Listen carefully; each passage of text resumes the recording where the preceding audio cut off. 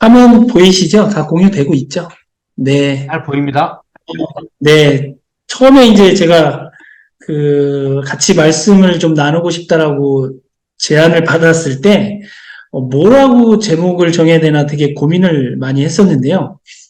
그래서 좌충우돌, 그 말이 저는 딱 사실은 맞다고 생각을 해서 뒤에 이제 가면 챕터에도 좌충우돌이라는 그 사례를 몇 개 이제 실제 법원의 판결문이나 아니면 고소당한 그런 고소장 이런 데 보면 동아일보가 저를 또 무고와 명예훼손으로 이렇게 고소를 했던 그 고소장 이렇게 표지 같은 걸 보면 거기에는 제가 이제 좌충우돌의 사례로 이렇게 소개를 했었는데요. 어쨌든 정리를 하면서 하면 저도 고민을 해보니까 결국은 교사의 권리와 투쟁 이런 제목으로 다 포괄할 수 있겠다라는 생각이 들었습니다. 그래서 오늘 사실은 이렇게 중국에서 선생님들 뵈면서 어떤 말씀을 드려야 되나 김성춘 소장님하고 또 우리 서영선 보좌관님 요셉 선생님 여러 말씀들을 또 주셨었는데 사실은 부담되는 자리이긴 한데 어떤 생각과 어떤 철학으로 지금까지 이렇게 여러 경험들을 했는지 말씀을 드리겠습니다. 아마 두서없이 제가 제목처럼 진짜 좌충우돌하는 그런 말씀이 될 것 같고요. 기본적으로 우리가 어떤 판단이나 행동을 할 때는 법적인 근거나 뭐가 있어야 될 것 같아서 나는 무슨 생각에 그런 일들을 했는가라는 한번 정리를 해봤어요. 그랬더니 평등한 교육 기회를 보장할 권리, 헌법의 31조에 그 얘기가 나오잖아요. 모든 국민은 능력에 따라 균등하게 교육받을 권리를 가진다라는 항목이 나오고 또 11조에 보면 그 특권 교육을 거부할 권리도 명시가 돼 있거든요. 모든 국민은 법 앞에 평등하다라는 1항, 그다음에 2항에서는 사회적 특수계급의 제도는 인정되지 아니하며 어떠한 형태로든 이를 창설할 수 없다. 그러니까 특권 교육, 특수한 어떤 계층 이런 것에 대한 거부나 저항과 관련돼서도 헌법에 분명히 명시가 돼 있고요. 그다음에 이제 제가 지금은 대법원에서 최종 3심 판결을 앞두고 있는데 그 교사로서 어느 정도까지 어디까지 공무 담임권에 제한이 있는가를 어떻게 보면 강민정 의원실 보좌관을 하면서 실험 아닌 실험을 하고 있는데 1심에서는 사실은 졌습니다. 1심에서는 졌고 2심에서는 고등법원에서는 1심 판결을 취소하고 그것은 교사의 정치적 중립하고는 상관없고 해도 된다라는 판결까지 얻었는데 다시 이제 국회 사무처에서 대법원에 상고를 해서 대법원에서 지금 심리 중이고 아마 올해 안에 최종 판결이 있을 것 같아요. 그래서 만약에 이제 그 판결이 2심에서 고등법원에서 승소한 대로 인정이 되면 파기환송되지 않으면 교사가 정당에 가입하지 않은 상태로 교육상임위 소속 국회의원의 정책보좌관 4급 상당의 정책보좌관을 하는 것은 길이 이렇게 열리는 그런 대법원 판결을 앞두고 있는 상황입니다. 그런 상황이고요. 그래서 사실은 제일 고민이 많이 됐던 지점이 요 10조인데요. 모든 국민은 인간으로서의 존엄과 가치를 지니고 또 행복을 추구할 권리를 가진다라고 했을 때 이 행복을 추구하는 권리는 사실은 교사에게도 있지만 학생들에게도 주어지는 거거든요. 그래서 제 고민의 지점의 상당한 부분은 그러면 학생들은 과연 초중고 12년 동안 행복한 학교 생활을 할 수 있는 권리를 보장받고 있는가? 아니면 인간으로서의 존엄과 가치를 지니고 있는가? 또 국가는 개인이 가지는 이 불가침의 기본적인 인권을 확인하고 또 이를 보장할 의무를 지닌다고 했는데 이게 가장 상위법의 헌법인데 이런 것이 실제 하위법, 초중등교육법이나 뭐 교육공무원법이나 다양한 법률에서 지켜지고 있는가에 대한 의문이 있고 또 그 부분에 있는 간극을 여러 방식을 통해서 한번 이렇게 부딪혀 나가면서 메워보려고 메꿔보려고 애는 쓰고 있는데 말 그대로 진짜 좌충우돌하고 있는 상황이라고 말씀을 드릴 수 있을 것 같습니다. 그 다음에 이제 또 하나 이제 11조에서 얘기하는 이 부분도 사실은, 근데 이 부분은 사실 굉장히 또, 애매하고 또 어떤 부분에서 보면 아까 이제 31조에서도 얘기했지만 능력에 따라라는 그 표현이 모든 국민은 능력에 따라 균등하게 교육받을 권리를 가진다.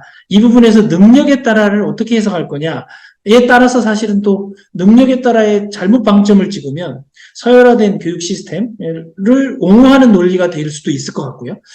또 균등하게 교육을 받아야 된다라는 그 항목을 보면 굉장히 또 상충되는 논리도 분명히 있거든요. 그러나 11조가 포괄하고 있는 이 부분은 많은 문제를 사실은 해소할 수 있는 지점이 된다고도 봐요. 그래서 모든 국민은 법 앞에 평등하다. 지극히 당연한 얘기고 누구든지 뭐 성별이나 종교 또는 사회적 신분에 의해서 정치적, 사회적, 문화적 생활의 모든 영역에 있어서 차별을 받지 아니하여야 되고 또 사회적 특수계급의 제도는 인정되지 아니하는 것을 굉장히 중요하게 얘기하고 있는데 실제 교육 현장에서 보면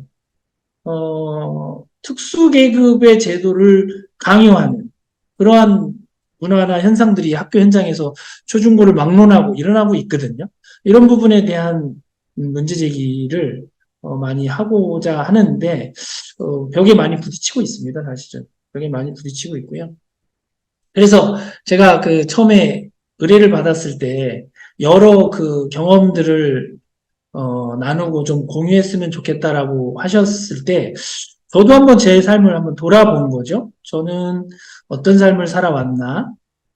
대학에서 시간 강사를 하고 학위를 받고 저는 전공이 이제 국어국문학과에서도 이제 한문학을 전공을 했었고요. 한문학을 전공해서 고전문학을 전공한 거죠. 그 안에서도 이제 한문학 쪽을 전공했고 학위 코스웍을 마치고 나서 수료한 다음에 이제 대학의 시간 강사로 2000년부터 제가 2000년 3월부터 대학의 시간 강사로 출강을 했었습니다. 그리고 대학의 시간 강사로 출강하다가 먹고 사는 현실적인 고충이 꽤 컸습니다. 그 당시에 제 기억으로 대학에서 한 강좌 2학점 내지 3학점 정도 하면 한 20만 원에서 30만 원 정도 됐던 것 같아요. 강사료가. 지금은 그래도 꽤 오른 것 같아요. 근데 그 당시에는 그랬고 또 한 대학에서 3학점, 3강좌 이상 또 못하는 재학도 있고 그러다 보니까 생계를 책임져야 되는 상황에서 되게 좀 어렵고 특히 대학의 시간 강사는 방학 때 급여가 안 나오거든요.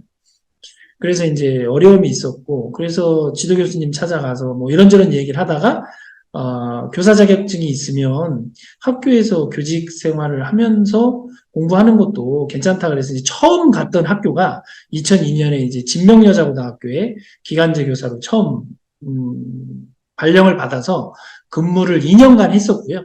그 다음에 2004년에 양정고등학교에 정교사로 가서 만 5년을 딱 근무한 것 같아요. 5년을 근무하고 제가 사직서를 제출을 했습니다. 그때 이제 사직서를 제출할 때는 지금은 뭐 상황이 많이 나아졌는지 학교마다 조금씩 편차는 있지만 제가 근무하던 학교에는 그 당시 한 반에 한 35명? 뭐 이 정도가 있었던 것 같은데 거의 교실 제가 3학년 담임할 때 이렇게 그 마지막 교시 끝날 때쯤에 종례 때문에 이제 교실에 이렇게 갈 때 혹은 제가 수업하면서 왔다 갔다 하면서 창밖으로 보는 교실 풍경 혹은 제가 들어간 수업 시간에 아이들의 풍경은 많은 학생들이 졸고 있었어요. 엎드려 자거나 저 역시도 EBS 문제집을 풀어주는 시기였고 그렇게 몇 년을 제가 5년 가까이를 그런 수업을 하다 보니까 그때 문득 들었던 생각은 이게 정말 수업인가? 이게 학교인가 학원인가가 저는 너무 혼란스러웠습니다. 그래서 그 당시에 이제 제가 이런 게 많이 누적이 되다 보니까 조금 견디기가 되게 많이 힘들었던 것 같아요. 그래서 나름의 답을 그때 찾은 게 우리나라 입시가 대학 입시가 정시나 수능 중심의 시스템으로 가는 한 학교 교실이 정상화되기는 어렵다라는 판단을 했습니다. 그건 사실 아이들의 잘못도 아니었고요. 뭐 교사들의 잘못도 아니고 제도와 문화가 만들어낸 어떤 안타까운 모습들이었습니다. 그래서 저는 이제 국어과 교사인데 제 수업 시간에 대한 나름의 뭐 자부심도 있고 다 하는데도 어떤 아이가 이제 이런 얘기를 하더라고요. 저한테 아주 정중하게 수업 시작하기 전에 2학기쯤 되니까 선생님 시간에 제가 수학을 더 해도 되냐, 수학 공부를 좀 하겠다. 그래서 왜 그러냐고 이제 그 당시에 제가 물어봤더니 그 친구 말이 언어 영역은 제가 이제 1등급이 항상 나오는데 수리는 수학 그 당시는 이제 수리 영역이라고 수학이죠. 수리 영역은 1등급하고 2등급의 뭐 경계선에 있는데 조금만 더 하면 1등급 나온다. 그러면 자기가 원하는 대학 갈 수 있는데 시간이 지금 촉박하니 많은 시간 자기가 투자할 과목에다 공부를 하고 싶다 하면서 이제 그런 양해를 구하는 학생도 있었어요, 실제로. 그런 학생은 굉장히 예의 바른 학생이죠, 사실. 그런 양해 없이 그냥 자기 과목하고 수능하고 상관없는 시간이면 그냥 엎드려 자거나 자기 필요한 공부하는 게 학교의 현장이었고, 그래서 이제 그때 제가 고민했던 건 그러면 어떻게 아이들이 고개를 들고 일어나고 수업에 참여할 수 있을까? 이런 고민들을 하게 됐고, 입시제도에 대해서 연구를 그 당시부터 많이 했던 것 같아요. 그래서 서울대 김경봉 교수님, 또, 여러 대학에 있는 교수님들, 교육학 전공하시는 입시제도 연구하시는 분들하고 교류를 하면서 토론을 하다 보니까, 정시 위주의 이 시스템, 수능 중심의 시스템에서 수시 위주의 시스템으로 우리나라 입시제도가 변화가 큰 축이 움직이면 그나마 교실이 많이 살아날 것이다라는 나름의 그 당시 어떤 그 결론을 얻었던 것 같아요. 그래서 사실은 고3 그 다음에도 제가 그러니까 2009년에도 고3 담임으로 배정이 돼 있던 상황에서 제가 사직서를 냈습니다. 내고 그 당시에 모 대학에서 이제 입학사정관제 초기 선도대학 뭐 이런 걸 운영하면서 사정관실을 새로 만드는 어느 대학의 입학사정관실 책임연구원 그 계약직 공고가 났는데 그걸 보고 제가 사직서를 제출하고 대학의 입학사정관으로 가게 됩니다. 근데 그 당시에 첫 해에는 계약 기간이 9개월이더라고요. 9개월. 그래서 9개월 계약직 서류에 서명했던 기억이 그때 이제 서명하면서 이게 어떻게 보면 62세, 만 62세까지 정년이 보장이 되는데 9개월 계약직으로 가면서 약간 마음이 좀 뭔가 좀 착잡하긴 하더라고요. 그러면서 어쨌든 대학의 입학사정관으로 가서 초기에 입학사정관 제도가 학생부 종합전형으로 이렇게 옮겨가는 과도기적인 시기에 사정관실 처음 태동하는 역할을 했고요.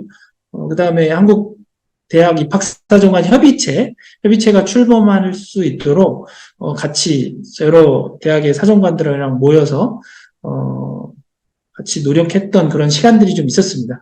그때 이제 만났던 미국 대학의 연수도 같이 갔던 분들이 지금도 사정관실에 다 계신 분들이더라고요. 뭐 경희대 임진택 사정관이라든지 건국대 김경숙 사정관이라든지 서울여대 이미경 박사님 뭐 이런 분들이 다 그때 초창기에 물론 이제 서울대 김경봉 교수님도 같이 초창기에 그런 입시 제도에 대해서 많이 도와주시고 고민을 같이 나눴던 분들이고 이 당시에 제가 가장 크게 기억에 남았던 건 뭐냐면, 미국의 그 입학사정관제를 실시하는 대학에 연수를 보내줬던 때가 있어요. 이 당시에, 1차로 이제 갔는데, 그때 왜 보냈는지도 지금 한번 되돌아보면, 그때 장관이 지금 이주호, 교육부 장관이었습니다. 그때도 이주호 씨가 장관이었어요. 그런데, 그때 이주호 장관이 왜 입학사정관들을 모아서 미국 대학에 연수를 보냈냐면 그 당시에 가장 많이 지적되고 언급됐던 게 뭐였냐면 입학사정관들의 전문성을 취재를 해봤더니 언론에서 대부분 대학에서 교육학이나 상담심리나 통계학을 전공한 사람들이 일종의 구직 차원에서 입학사정관들로 다 간 거 아니냐? 이런 사람들이 학교생활기록부를 어떻게 읽을 수 있으며 고3 담임을 한 번도 해보지 않은 사람들이 어떻게 학생 선발을 할 수 있느냐? 이런 막 그 언론에서 비판이 막 비등할 시점이었어요. 그러니까 이제 교육부에서 현직에 있는 입학사정관들에 대한 전수조사를 했었습니다. 그 당시. 그랬더니 정말로 정교사 출신은 거의 없었고요. 고3 담임을 경험했던 입학사정관들도 정말 한 손에 꼽힐 정도의 상황이었던 거죠. 그러니까 이제 그런 기자들의 취재와 비판에 대해서 교육부가 궁색한 논리로 답변할 수밖에 없었던 거고, 그래서 교육부에서 이제 부랴부랴 마련한 것이 2009년 4월 말에서 5월로 제가 기억하는데, 선임 책임 입학사정관들 먼저 1차, 그게 아마 제 기억으로 3차로 나눠서 연수를 갔었는데, 1차에 제가 이제 갔었는데, 방문했던 대학들이 주로 어느 대학이었냐면,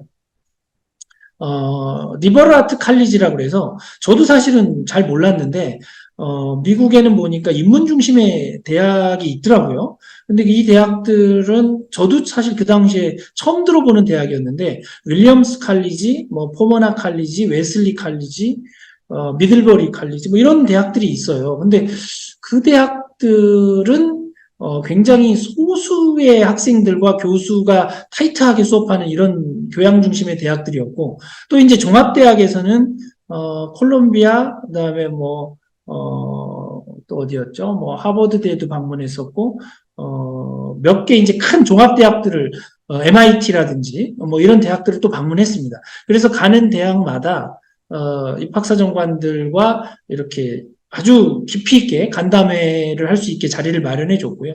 그 다음에 또 동시통역사도 한 분 이렇게 배정이 돼서 아주 그분들하고 우리 입시와 미국의 입시에 대해서 심오한 토론을 할 수 있는 자리를 마련해 줬던 기억이 있습니다. 그래서 제가 4월, 그 당시 2009년 4월로 기억하는데 4월에 갔다가 5월 10일경까지 아주 그래도 나름 꽤 긴 기간을 동부와 서부에 있는 대학들, 리버럴 아트 칼리지와 4년제 종합대학, 유니버시티들을 방문해서 입학사정관들과 간담회 토론, 이런 걸 하면서, 이렇게 공부했던 시절이 있었어요. 근데 그때 제가 가장 크게 사실은 충격을 받았던 건 뭐였냐면, 저희가 갈 때마다 했던 질문은 이런 거였습니다.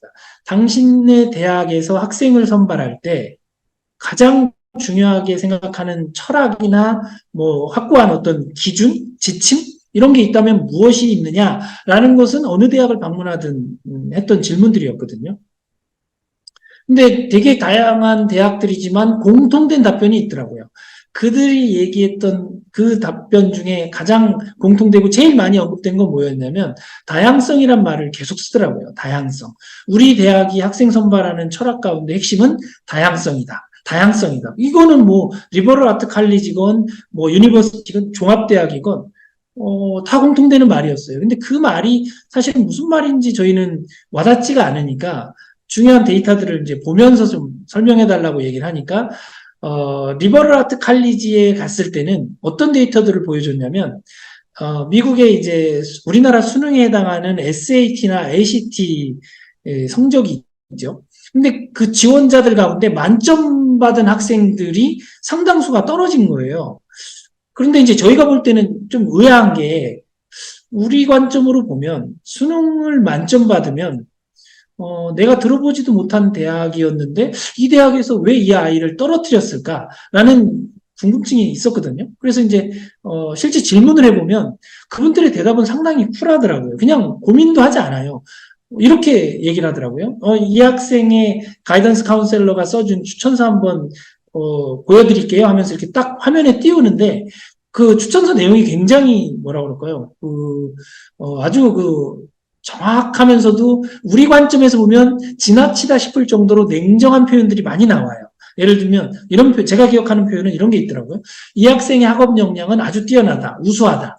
그러나 이 학생이 공부하는 습관이나 패턴은 이렇게 팀워크로 하는 것은 좀 취약하다. 그래서 개인적인 역량은 뛰어나지만 공동의 프로젝트 수업하기에는 적절치 않은 학생이다. 이런 표현이 추천서에 있어요.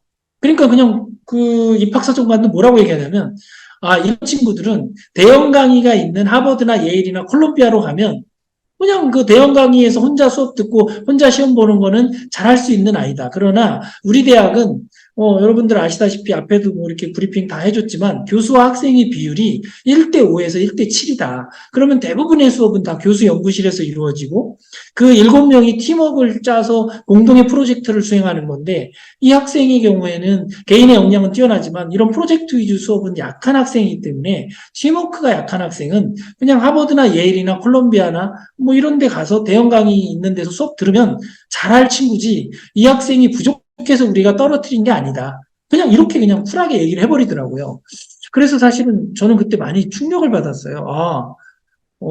아무리 수능 성적이 뛰어나도 우리 대학의 인재상이라는 것과 맞지 않으면 저렇게 그냥 가감 없이 떨어뜨리는구나 하고 놀랬는데 그 다음에 이제 또 종합대학에 가서 놀란 건 뭐냐면 제가 이제 정확하게 어느 대학이었는지 기억이 안 나요. 근데 하버드였던 것 같기도 하고 아니면 예일대였는지 어디였는지 기억이 안 나는데 그 입학사정관들이 했던 말 가운데 이런 말이 있더라고요. 우리 대학의 학생 선발의 철학은 다양성인데 그 다양성은 어떻게 구현이 되냐면 예를 들면 종교라는 축도 있고 그 다음에 경제력, 가정의 경제력이라는 축도 있고 또 인종이라는 축도 있고 학업 역량이라는 축도 있다. 그러면서 이제 뭐 이렇게 도표를 하나 이렇게 화면에 띄우는데 굉장히 많은 퍼즐처럼 생겨 있는데 앞에는 세 글자 야구가 있고 자그마한 숫자가 적혀 있더라고요. 예를 들면 뭐가 있었을까요? EAS 그러면 이스트 아시아 그래서 이스트 아시아에서 뭐 몇 퍼센트 이상이 들어와야 된다. 그 다음에 아프리카에서도 몇 퍼센트 이상이 들어와야 되고, 그 다음에 유색인종 비율도 뭐 화이트, 옐로우, 뭐 블랙 이렇게 해가지고 뭐 그 인종마다 비율이 또 최소 이 정도 이상은 들어와야 된다. 그 다음에 종교도 보면 뭐 힌두교를 가진 친구가 몇 퍼센트 이상 들어와야 되고, 불교가 몇 퍼센트 이상, 기독교가 몇 퍼센트 이상, 뭐 천주교가 몇 퍼센트 이상, 그 다음에 뭐 하여튼 뭐 다양한 기준들이 있더라고요. 경제적으로도 보면 뭐 기부금을 내고 들어오는 애도 있고. 가장 극빈층도 들어와야 되고 근데 정말 황당한 거는 제가 볼 때 되게 당황스러웠던 건 하버드 대학으로 기억하는데 동문 자녀 입학 전형도 있더라고요. 그러니까 이건 뭐냐고 물어봤더니 엄마나 아빠 둘 중에 한 사람이 하버드 대학을 졸업했으면 그 자녀에게 하버드 대학에 지원할 수 있는 그 포션이 있어요. 그래서 몇 퍼센트 이상은 또 동문 자녀 입학 전형까지도 허용을 하더라고요. 그러니까 굉장히 많은 그 트랙이 있는데 그 최소 미니멈을 충족시킨 만큼의 다양성을 확보하는 것이 그 대학 입학 선발 전형에서 중요한 철학이라는 거예요. 그래서 이제 그런 설명을 듣다가 우리 일행 중에 한 분이 했던 질문은 뭐였냐면 그런데 저렇게 사전에 비율을 정해놓으면 어느 해에는 특정한 지역에서 우수한 학생들이 많이 몰렸을 때 그 기준 때문에 우수한 아이들이 못 들어올 수도 있는 거 아니냐. 그러면서 그분이, 제 기억에는 그때 그 사정관이 질문했던 거는 중국의 사례를 들었던 것 같아요. 중국이 인구가 뭐 10억이 넘고 어마어마하게 많은데, 그러면 특정한 해에 중국에서 아주 우수한 애들이 엄청나게 많이 지원했을 때, 그런 사전에 정해놓은 비율 때문에 상대적으로 불이익을 당할 수도 있지 않느냐. 이 점에 대해서는 어떻게 생각하느냐. 라고 이제 그 입학처장한테 질문했는데, 그분이 그냥 그러시더라고요. 아주 그냥 쿨하게 그냥 단칼에, 아니, 그런 거 우리가 고민 안 했겠냐. 그것도 중요한 질문인데, 지적인데, 근데 그거보다 더 중요한 가치가 있기 때문에 우리는, 원칙을 지키는 거다. 그래서 그 중요한 가치가 뭐냐면, 바로 다양성이라는 거예요.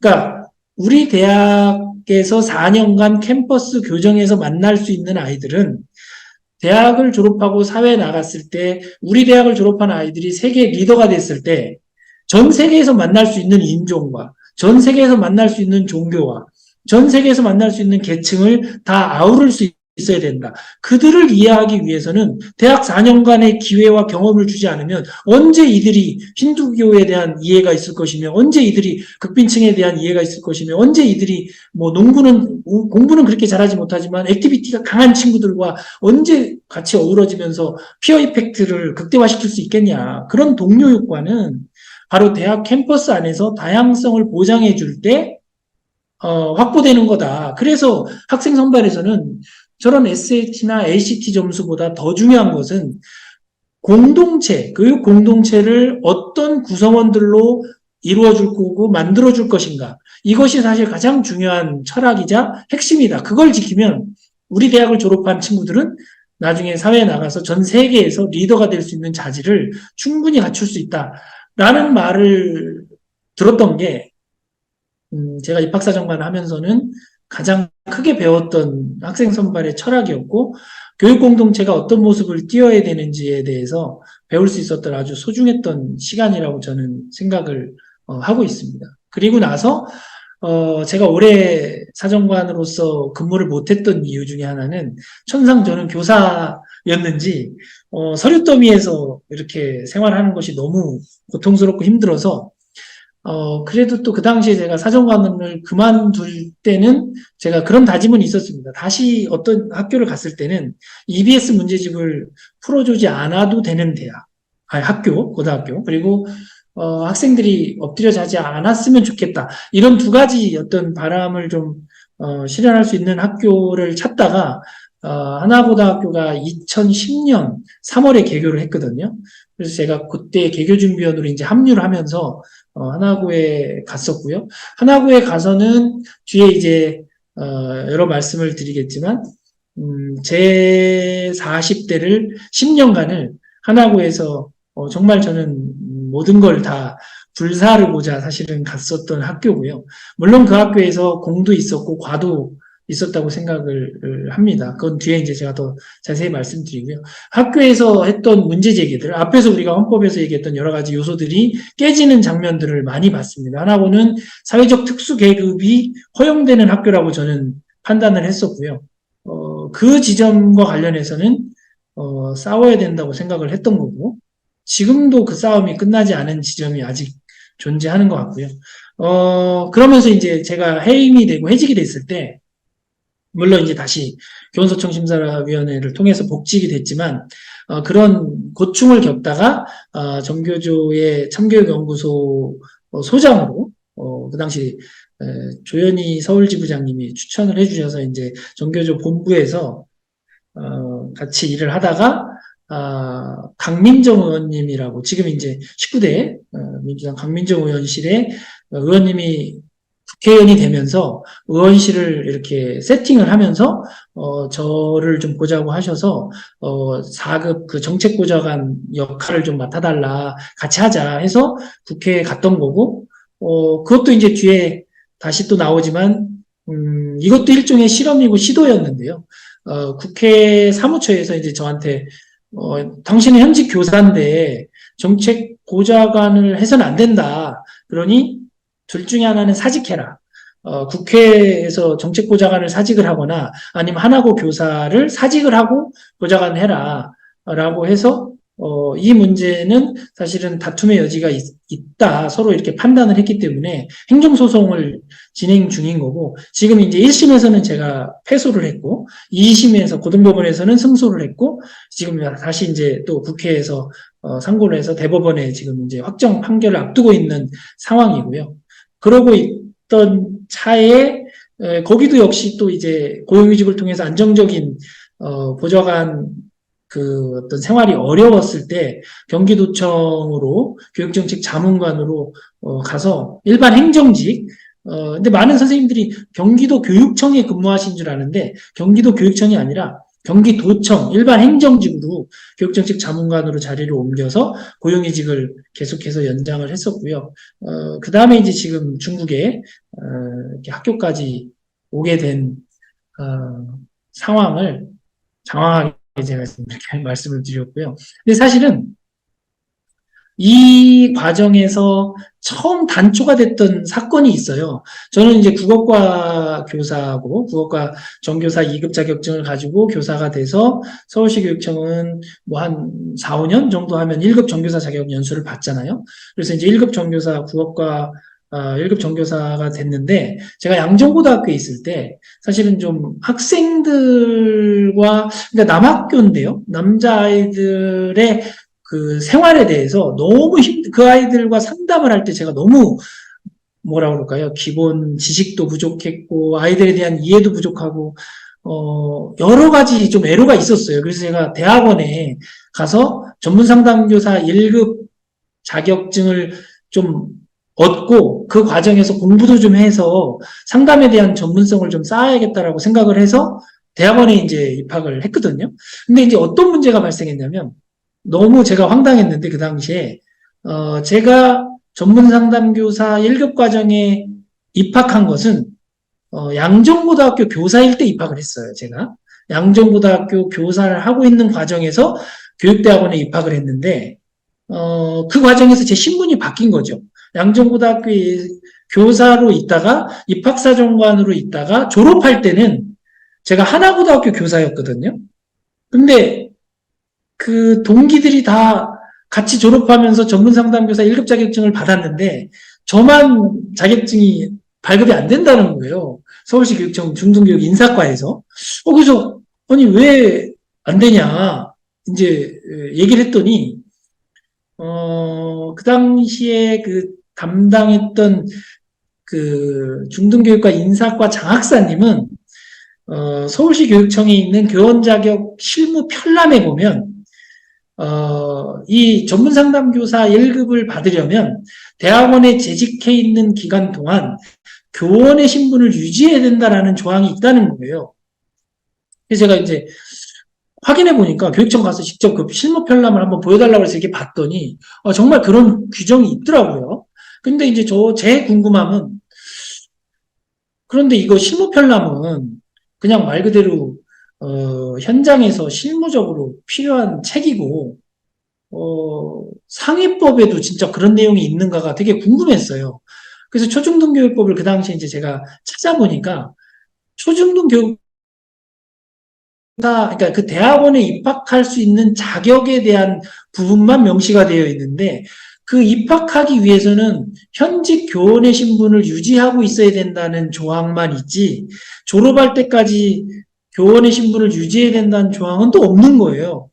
그래서 제가 그걸 가지고서 이제 그 당시에 그 장학사님한테 문제 제기를 했어요. 이 실무 편람이 상위법을 위반해서는 안 되지 않냐. 근데 상위법에는 교원의 자격을 가지고 있어야 교육대학원의 이 전문상담교사 1급 과정에 지원할 수 있다라고 돼 있지 교원 입학한 뒤에 교원의 자격을 끝까지 유지해야 된다라는 조항은 실무 편람에는 있지만 이 최종도 없지 않냐.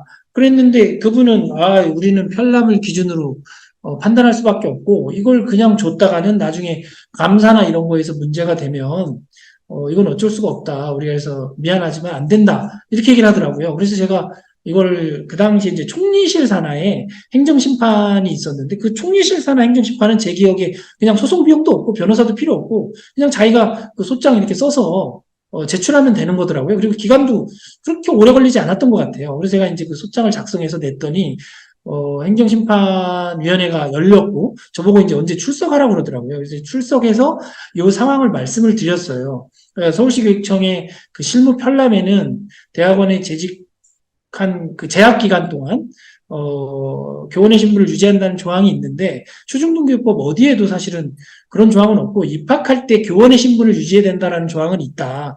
근데 이거는 어떻게 실무 편람이 상위법을 위반할 수가 없는 거잖냐 이러면 안 되는 거 아니냐 하면서 이제 제 나름의 이제 썼던 그 소장하고 설명을 드렸더니 그 아마 행정심판위원회 위원들이 전직 판사거나 뭐 검사거나 이런 분들이었던 것 같아요. 근데 그분들이 볼 때도 이거는 공감이 되는 얘기라고 판단했는지 굉장히 분위기도 좋았어요. 그래서 이거를 저한테 막 이제 여쭤보시더라고요. 누가 이거를 썼냐? 선생님이 쓴 거냐? 그래서 제가 쓴 거라고 그랬더니 그래서 막 되게 웃기도 하시고 뭐 해서 뭐 이런 거는 어떻게 또 알았냐 뭐 하면서 분위기가 좋길래 저도 이건 행정심판에서 좋은 결과가 있겠구나 했는데 나중에 실제 그 결론도 행정심판 결과도 서울시 교육청이 전문상담교사 1급 자격증을 발급해라라고 판결이 났어요. 그래서 이제 그때 판결문을 가지고 서울시 교육청을 제가 찾아갔더니 담당 그 장학사님이 발급을 해줬어요. 근데 이제 그 교원 자격증 발급 날짜가 저만 조금 이상한 날짜죠. 대부분 보면 2월이나 뭐 8월이나 이렇게 졸업 시즌의 날짜로 돼 있는데 저는 그당 제 기억에 10월인가 뭐 이렇게 돼 있는 것 같았어요. 그래서 그 기간을 조금 바로 졸업하면서 못 받고 한 6개월 정도 지나서 제가 받았던 것 같아요. 교원 자격증을. 그래서 이 경험도 저한테는 되게 소중한 경험이었습니다. 굉장히 어떤 우리가 교사의 권리를 찾을 때 안 된다고 했을 때 행정기관이나 관청에서 안 됩니다라고 했을 때 그 법적 근거가 뭐고 그리고 이 근거는 실제 상위법과 일치하는지 더 나아가면 진짜 헌법 정신하고도 충돌하는 건 없는지 막 이런 것들을 찾아보게 되는 중요한 계기가 됐던 사건이었고요. 이 사건이 저한테 많은 걸 사실은 가르쳐 줬던 거죠.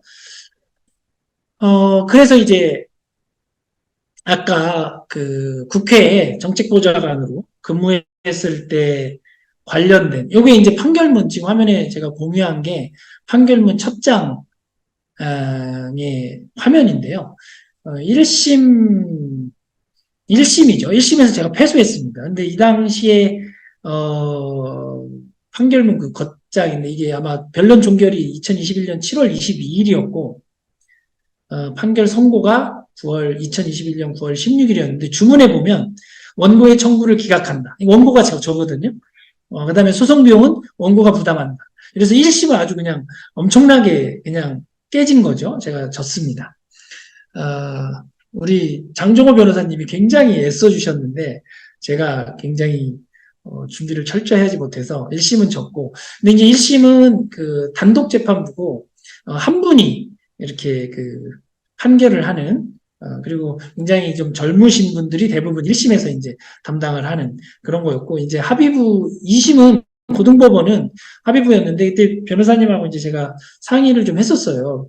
저는 이제 전문성이 없으니까 변호사님이 진짜 심혈을 기울이시면서 이 소장을 작성하고 했는데 저는 되게 아쉬웠는데 변호사님은 어떠세요? 그랬더니 변호사님이 이거는 판결문 읽어봐도 명쾌하지 않다. 다툼의 여지가 난 있다고 생각한다. 우리 고등법원 갔으면 좋겠다라고 얘기하시더라고요. 그래서 제가 그러면 합시다. 해서 끝까지 저는 대법원까지 뭐 비용을 그거 걱정하지 마시고 갑시다. 해가지고 그리고 예전부터 이제 같이 하나고 때부터 저를 도와주신 변호사님이라서 변호사님도 굉장히 거의 뭐 안 봤다시피 하시면서 도와주신 분이라서 큰 경제적 부담 없이 갑시다 해서 이제 고등법원에 갔을 때는 변론을 더 논리를 저희가 여러 판례도 더 찾아보고 해서 탄탄하게 2심을 갔었고요.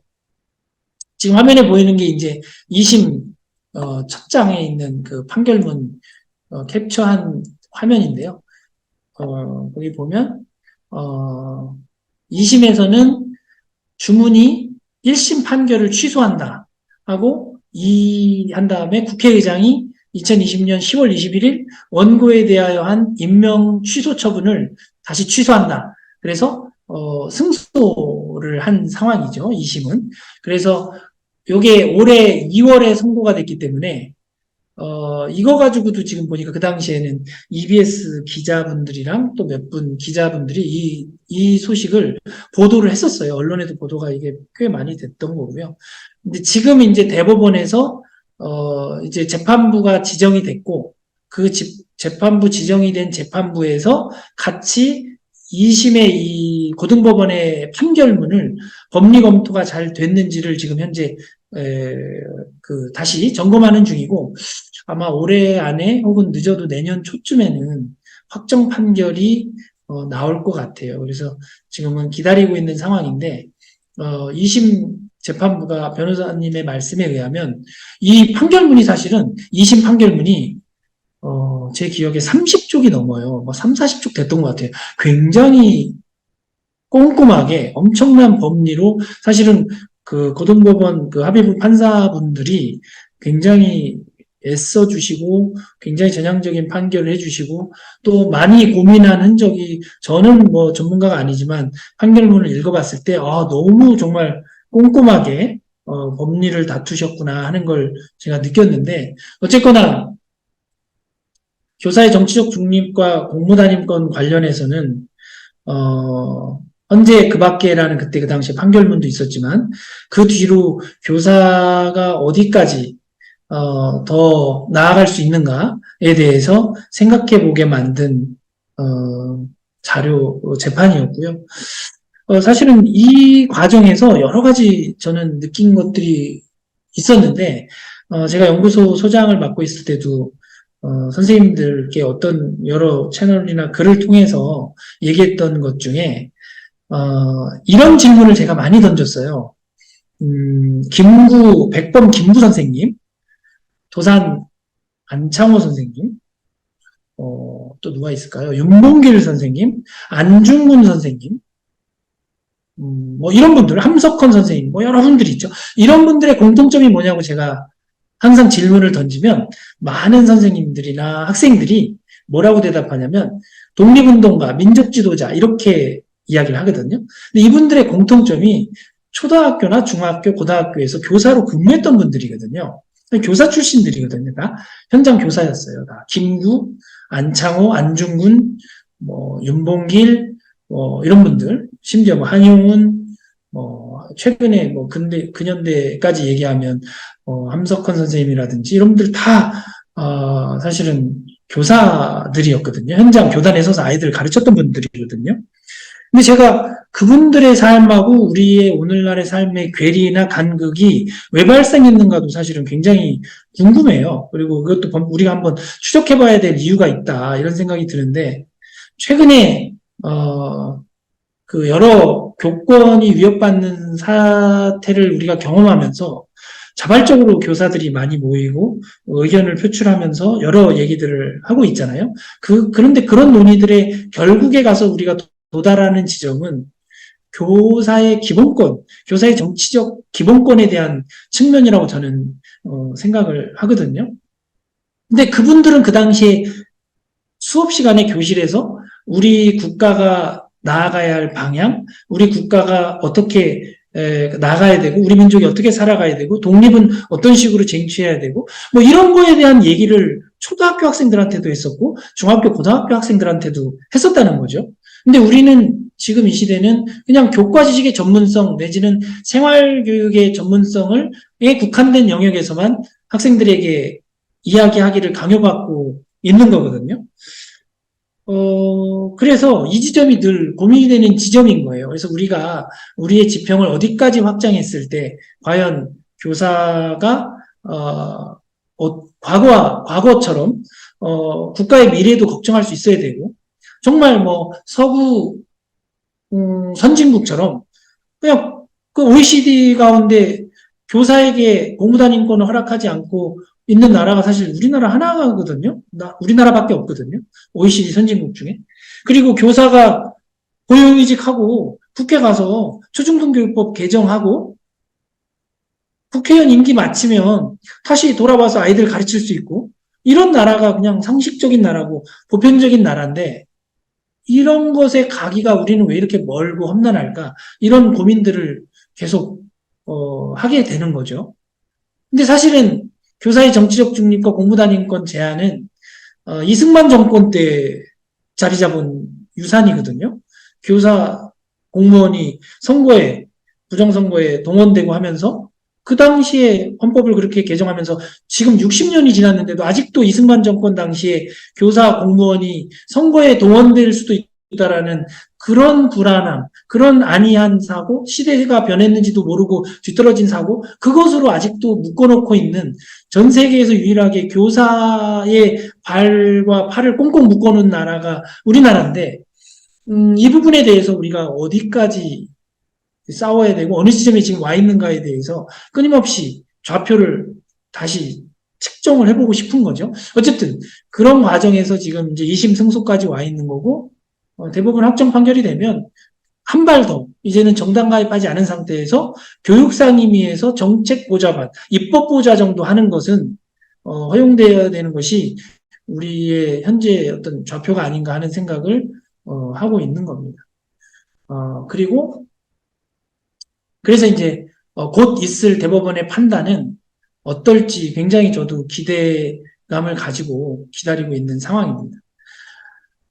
이거 말고 이제 그 밖에 제가 일부러 그 밖에다가 저렇게 강조를 한 것은 헌재에서 그 밖에와 관련해서 해석을 여지를 두었더니 법제처랑 정부에서 그 밖에를 아주 협소하게 또 이렇게 법으로 만들어 놓고 있는데 그 밖에와 관련해서 제가 겪었던 좌충우돌 네, 내용들을 말씀을 드리려고 이제 하는 건데요. 사실 이 지금 판결문은 뭐냐면, 제가 하나고에서 그 입시 부정이랑 그 최근에까지도 아직 해결이 안 되고 다투고 있는 그, 어, 방통위원장, 예, 이동관 씨 관련된 그 건과 관련해서, 있었던 그 사안들입니다. 이때도 장종호 변호사님이랑 여러 변호사님들이 많이 도움을 주셨는데요. 이때 너무 학교가 무차별적으로 공격을 했을 때 제가 그 변호사님이 제안을 하셔서 이건 과하다 싶어서 인격권 침해 소송을 내자, 가처분을 내자. 그래서 냈었어요. 그랬더니 판결문인데요. 그것도 일부. 여기 보면 이제 그 인터넷 게시물의 삭제를 구하는 것은 각하한 건 뭐냐면 이 소송이 진행됐을 때 이미 학교에서 내렸어요. 그러니까 실효가 없으니까 이제 각하했다는 얘기고, 채무자들, 여기서는 채권자, 채무자라는 용어를 쓰더라고요. 그래서 제가 채권자고, 채무자가 이제 학교, 교장, 그 다음에 그 관련자들인데, 그들은 별지 목록 가운데 게시물을 하나고등학교 홈페이지에 게시하거나 위 문구를 기재한 편지를 하나고등학교의 학생이나 학부모, 졸업생이거나 발송하거나 제3자로 하여금 위와 같은 행위를 하도록 하여서는 아니 된다 하면서 채무자들이 학교가 그러니까 이행 명령을 위반하는 경우에는 위반 행위를 한 채무자는 채권자에게 위반 행위 1회당 100만 원을 지급하라. 이렇게 판결문을 그 당시에 받았어요. 그러니까 사실은 이 사안 때도 학교 측에서는 네가 소송을 해도 대법원까지 가려면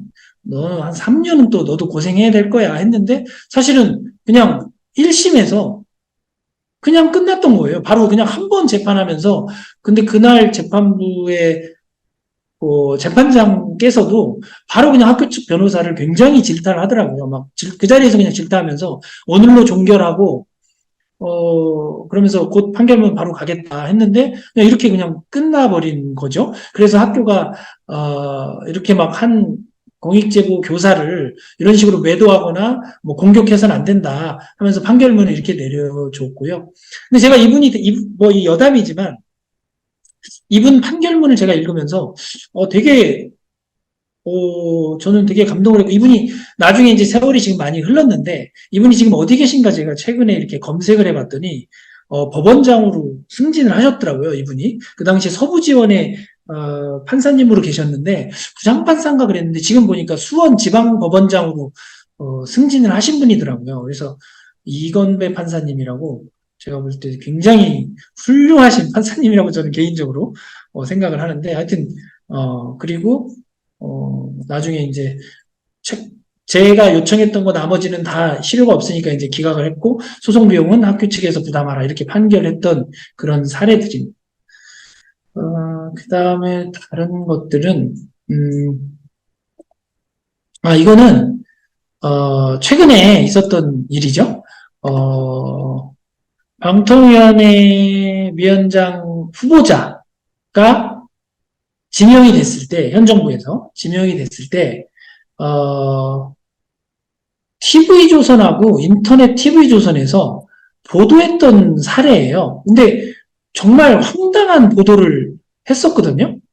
그래서 제가, 이거는 이제 시민단체에서 도와주셨어요. 참여연대에서, 변호사님, 이상희 변호사님이랑 또 양성호 변호사님이랑 여러 또 이렇게 변호사님들이, 우리가 정경원 선생님을 공익제보자로 참여연대에서 시상까지 하고 여러 시민단체에서 호루라기 재단이라든지 또는 흥사단이라든지 여러 그런 시민단체에서 공익제보자로 지정하고 서울시 교육청에서도 공익제보자로 등재가 되고 국정감사에서 이런 게 있었는데 이런 식으로 보도한 것에 대해서는 이거는 문제 제기를 하겠다 해서 동의를 했어요. 그랬더니 이제 조정서 합의서를 보면 여기도 사실 확인 결과 이러이러한 잘못된 보도를 했고 그래서 실제 인터넷 TV조선이랑 인터넷 TV조선에서는 정정 보도를 하도록 하고 다 어떤 조건으로 해라. 이런 보도에 대해서 해라. 그래서 이것을 이행하지 않을 경우에는 이 합의를 이행하지 아니한 것으로 보며 피신청인이 제2항을 지체하는 경우에는 TV조선과 인터넷 TV조선은 신청인에게 위 이행 기일 다음 날부터 이행 완료일까지 하루에 50만 원의 비용을 지급한다. 이렇게 판결을 한 거죠. 요런 최근에 요거는 9월 12일 날 결정이 난 겁니다. 그래서 바로 지난달이죠. 이렇게 결정이 나서 정정 보도까지 다 TV조선이랑 인터넷 TV조선에 했는데 사실은 정정 보도라는 게 제가 보니까 본 방송하고 너무 다르게 또 이걸 누가 또 찾아보지 않는 한 사실 한번 방송되면 개인의 인격이나 명예에는 심각한 타격이 있는 거거든요.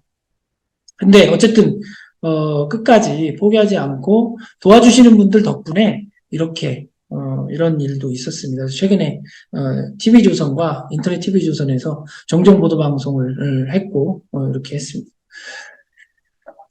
그런데도 이제 제가 겪었던 또 하나 이제 제일 황당한 거는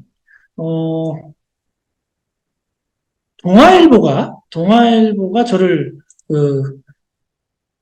그렇게 또 고소를 또 한 게 있어요. 동아일보가. 근데 이게 재밌는 거는 제가 그 동아일보 그 사장과 관련된 자녀의 그 문제 제기에서 입시비리 문제 제기에서 그런 문제 제기를 하니까 그걸 아마 MBC에서 그 당시에 이제 보도를 했어요. 근데 여기 이 그 고소장을 보면 고소인이 동아일보 법인이죠. 이거는 법인입니다. 개인이 한 게 아니라 법인이 한 거죠. 전 이것도 굉장히 참 좀 착잡해요. 뭐 개인이 했으면 제가 개인을 상대로 무고죄로 이렇게 할 수 있는데 나중에 보니까 법인은 무고죄로 또 고소도 안 된다고 그러더라고요. 근데 이제 피고소인을 보면 MBC 대표이사 최승호 이사, 그다음에 그 당시에 보도국장이었던 박성재 보도국장, 그리고 기자 이 담당 취재 기자였던 이재욱 기자, 그다음에 저 이렇게 해서 고소를 했었고 죄명은 뭐, 명예훼손인데, 이제 저는 피고인 저는 명예훼손과 무고죄까지 이제 같이 걸어서 이제 고소를 제가 또 당했었죠. 근데 뭐, 사실은 뭐, 이건 뭐, 누가 봐도, 그러니까 고소했었는데, 그 검찰에서 불기소로 혐의 없음으로 해서 종결이 됐습니다. 그래서 저도 뭐 지금은 이제 다, 뭐, 사안에 대해서는 이제 고통스러운 시간을 다 마무리는 했는데, 그런데 제가 그 하나고 입시부정 문제 제기하고 청와대 고위공직자 자녀 학교폭력 은폐 문제를 문제 제기했을 때 이런 뭐 여러 가지 이런 그 공격, 고소, 고발 뭐 당하고 이런 것들을 경험하면서도 여러 생각이 들더라고요. 여러 생각이 들고 참 비겁하다.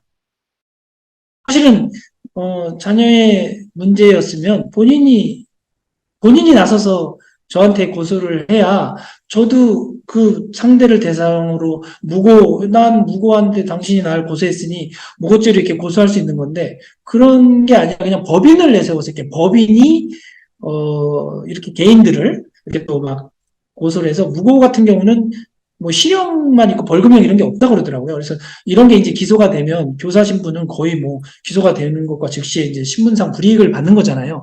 근데 이런 굉장히 좀 고통스러운 이런 시간들을 겪게 되더라고요. 그래서 지금까지 뭐 여러 경험들을 제가 오늘 선생님들 만나서 말씀드리는 것들을 나누기 위해서 한번 정리를 해보니까 자료들이 막 여러 개가 많은데 몇 개만 제가 선별해서 이런 일들 쭉 한번 그 밖에와 관련해서는 이런 인격권 침해 소송, 뭐 방통위 정정보도 심판 청구 혹은 뭐 고소를 또 피고소를 당한 것도 있고 그래서